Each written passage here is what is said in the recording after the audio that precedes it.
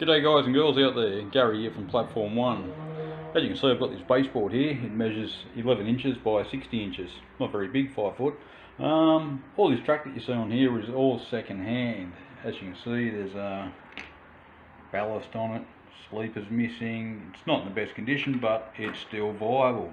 Same for the points. You can see I've pulled these up from a previous layout. I'll be using these. I'm actually going to turn this into a New South Wales shunting plank. I'll post up a picture soon of the track plan that I've got, but as you can see, I'm set up ready to cut some track. Now what I've done on the bottom of the baseboard here, I've got these marks from the end here. You can see 9.5 inches, 12 inches and 16 inches. They're the main lengths of the sidings and the head shunts. So I'm going to get back to you shortly after I've cut this track up and we'll start putting some track down. Okay, back to the track cutting. As you can see, this one's been cut to 9.5 inches. Come down the end here. This piece here has been cut to 16 inches. Now that'll run right to the end of the layout. What I will be doing, this joint here will have metal rail joiners, but what I will be doing on the points here is every outside rail here, 1, 2, 3, that'll be insulated. So this next section of rail through here, up through to this point, will be one piece. Here again, insulated rail joiners, insulated rail joiners. The reason I want to do that is so I can isolate sections. This piece through here, that's going to have an insulator on it, and back through to here. So eventually, running DC, I can either use push buttons, momentary push buttons, or I can use toggle switches to turn the power on and off. Okay, so what I'm going to do is next is just join up the bottom rails here, this one, our mid rail, this point, and connect the other point through the crossing here. And what I'll do there after that is measure up the track between this junction here and the three-way here. Same with this one here. The straight section here is only 12 inches long, but I've got to include that curve there. I'm not going to tell you what this is going to be yet. I'll leave that towards a little bit further down the story. Okay, onwards and upwards. Just before I go back and join all the rails together, you'll notice that on the end of the rails here, they're quite dirty and tarnished. So what I'll be doing is taking the wire wheel, throw it in my, it's an Azito, but similar to a Dremel, and I'm going to burnish off the ends of these rails here on the points, on the straight sections and all that, just so I know I've got good electrical continuity. That'll save a lot of headaches in the long run. Okay, back soon. Cheers. Okay, this is where we're up to at the moment. As you can see, there's a bit of a rise in the track there. Well, what that's caused of is these wires under here and here. Also got some under these points here. Now they're just connection wires that connect the rails together to give better power to them. Same down this end. I think I've got a wire just under through here underneath there. So what I will end up doing, once I've marked out where the track's laying on the board, I'll draw some lines from here across the board where the point throws will go. This one here, and the other point up the end there. What I will be doing is using some of this, it's around about 3mm diameter tube. As you can, I don't know if you can focus on that hole in the top there, and feed some of this, I'll just pass it over, this thin wire through it. Now that styrene tube will be glued to the underside of the board, so once I've marked this out, I'll be drilling holes under where the actuator is here, or the point throw is, and that'll run through. I'll spin around this way and come out of the bottom of the baseboard down here somewhere. I'll just drill a small 1.5mm hole, and that'll be enough to feed the wire through. So that's where we're up to at the moment. Just got to cut a piece of track for this end here, but I'll go through, mark everything else out first, and then we'll proceed with that once we're all in place. I can actually nail the track down and carry a line down through the middle of the board here. Well, it's not exactly the middle, but what that is a line that I can line this rail up when I go to nail down the board. What I've also done while the track was laid out on the board, I've thrown these lines in through here and intersected them there, and these two down here. Now these lines running off back to the edge of the board are where the point throws will be, which will be that styrene tube with the wire in it, which will feed up from underneath the board. that's where I'm at the moment. So until I get that done, or track down and all that. Oh, what I should say are these black marks here. Now what that is, as you can see on here, are these wires, which I'll just take a chisel or whatever to that, and I'll just notch out these little sections through here, and there's another one down through here which I'll notch out as well. Once that's done, I can lay the track back down. It should all sit flat. I can pin it. Once it's pinned, I'll probably use PVA to glue it down into position, then pull the pins out afterwards. Okay, that'll be it for now. I'll be back soon. Well, here we have it, guys. All the track is nailed down, glued, or weighted down with these boards and these old papers here. I've just used the old Tarzan's grip here, which is an all-purpose general glue to glue the track down. It dries clear, you won't see it there between the sleepers or anything, so give this a little bit longer to dry, and then I can pull these other pins out through here. As you can see, 1, 2, 3, 4. Flip the board over, and I'll be able to start working on the point rodding, which will come out the other side of the layout. Okay, back where we left off from before. As you can see, I still haven't added a piece of track on the end here because I will have a fiddle stick on the end. What I will do is either put 2 screws down in here, solder the track to that, or a copper clad sleeper to line everything up. As you can see, it's all glued down. It doesn't move. Like I said, that Tarzan grip I used earlier wasn't a bad product. It does the job.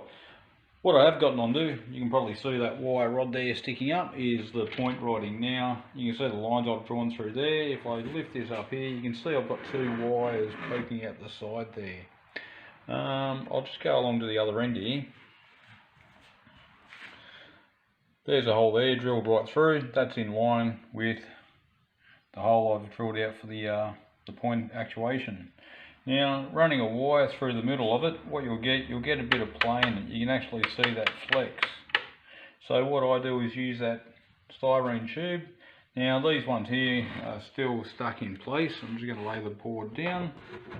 There's spots of glue on here holding the styrene in place, but when I do move that backwards and forward, you can hear the click, but there is no movement in that. So that's a bonus doing things like that. Do it now, don't leave it to later, and you'll have smooth operation. Anyway, I'm going to get along with fitting the other pieces of styrene, fitting the wires in, and then start on. Today we're going to get into soldering up the wires, the drop of wires from the rail down below the baseboard. I'm going to show you the simple way of doing it. As you can see right here, I've cleaned up a little bit of track. We're going to tin the rail first, then we're going to tin the wire, then we're going to connect it. Simple as. As you can see, a few sleepers are missing there, so that makes the job a little bit easier. But first up, heat up the rail. Just place your soldering iron against it for 30 seconds, say. Just see if it melts. As you can see, the solder's melting quite well. Left a nice little layer there, job done. As for the wire, I'll just get that into position. I'm just going to tin that up as well.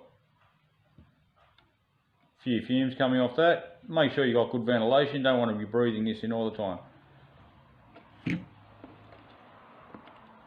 Okay, that's it, tinned up. Sorry about that noise there.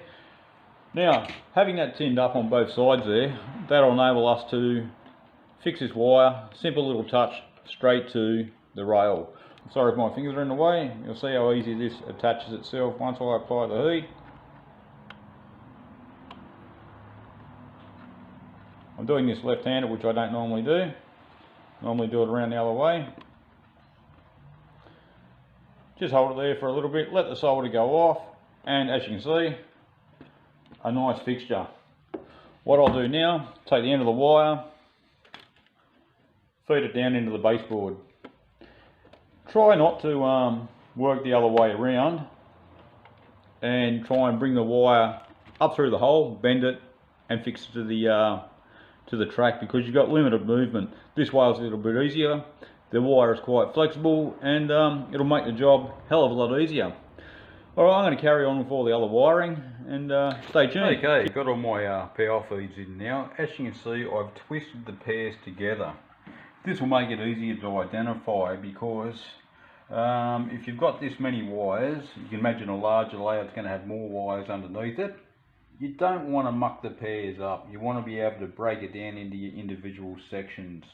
I know I'm going to put isolated sections into them. They'll be on the white wires. So when I get to doing that, I'll bring the red wires up to a bus bar, and then from there I'll interrupt the bus bar with a switch from white wire back to the bus bar, back to the main power supply. Okay, now I'm not sure what gauge wire this is. It's all second-hand wire. The whole layout second-hand baseboard, second-hand track, second-hand wire. So we'll see how we go. Okay, moving on from before. What I've done, I've taken this piece of aluminium angle here, drilled a bunch of holes in through the top of it to locate these toggle switches. Now these are single pole, single throw, or double pole, single throw. I can't remember exactly. I think they're single pole, single throw. So I'm going to actually use them as an on-off switch rather than a feed in through the middle and then the two feeds coming out from that. On here, what I have got, this last switch here, you can see it's actually got, just get that to focus. Oh, there you go. 6 tabs on the bottom of it. Now, the two middle tabs, they'll be going to the track feed. The two outer tabs, one will be going to DC control, the other to DCC control. So I've drawn a diagram down here. The top diagram up there shows you the underside of the switch, and this bottom one just shows you how it's going to be wired up. I use NCE, you could use Digitrax or whatever it may be. Now what will happen here, the two wires that go into here will actually come through the back of this to the switch. You flick the switch either direction to take your power supply. From there, your two center wires out to your track. What I will be doing is on the bottom of this here, I will be having the, as you can see, there's quite a few holes in there. 1, 2, 3, 4, 5, 6, 7 for the 7 individual pairs of wires under here. Red wires will go directly to the main bus, which I'll put underneath the board under here, and the white wires will come up via one of these toggles here and back through to the switch here, back to the main power supply, whether it's being DC, DCC, it won't really matter. That's what that switch will do. Anyway, I'm going to move on along with this and I'll catch up with you soon. Okay, here we are once again. All the wiring's done, as you can see. All the plugs are wired in series, and each one of those white wires lead out to the isolated piece of rail. Underneath here, you can see all those red wires. What I've done, I'm just going to roll this over. I have a length of old rail in there. Now I've just drilled a hole in the side here, smaller diameter than the rail, bent the rail 90 degrees on each end, and just tapped it into the timber. That acts as a bus wire. You've got the main wire here that comes from the feed over the back here. Got the feed there, comes around, connects to the rail, and from there all the red wires run out to all the isolated, or I won't say isolated sections, but to all the track feeds. So proof is in the pudding now. We'll have to put a loco on and give it a run. Here we go, running session. Okay, wrong controller. We'll give that a little bit of power. I'd say she's just dirty on the track there. We'll give it a tap and away she goes. So we're just going to check all the sidings, flick the control, throw the points. Not a problem there. Power control. And we'll try these points here, back into the siding here. There we go, folks, and there's a switch panel down there which isolates any track. Cheers. Back again. Down at the layout all wired up, we turn our attention to uncoupling. Down at this end, as you can see, I've got a locomotive, 2 wagons. That's all I want down there. The front of the locomotive, as you can see, just down there, just clears the point blades. I'll actually throw them so you can just see that happening. So that gives me enough room to actually I'll be putting magnets in there, and also enough room here between the end of the board to back over the magnets, connect the wagons and be able to withdraw the train forward again. So what I'll do, I'll end up marking these points here, which is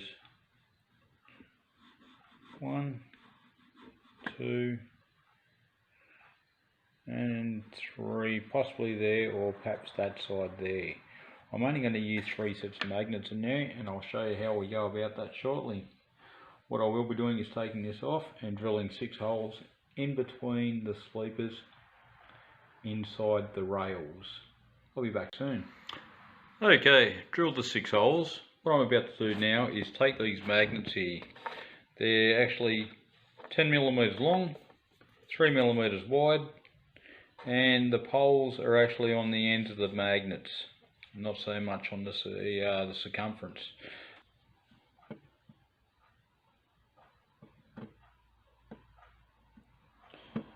Now the holes have been drilled right through the baseboard, so I can push the glue out the other side here. There'll be enough glue in these holes here to hold it. It goes off fairly quickly. That'll be it. Anything on the sleevers, just wipe off. It is a little bit tacky.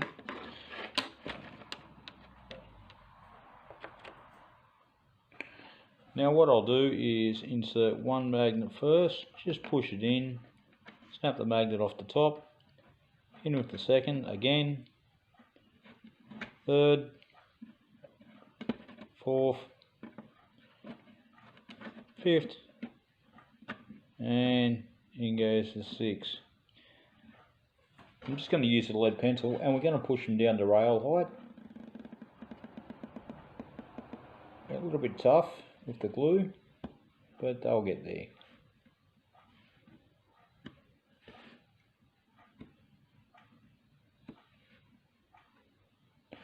And that concludes our uncoupling. I will just run this few wagons over the top just to show you. Hopefully you'll get the picture there. And we can uncouple and pull away.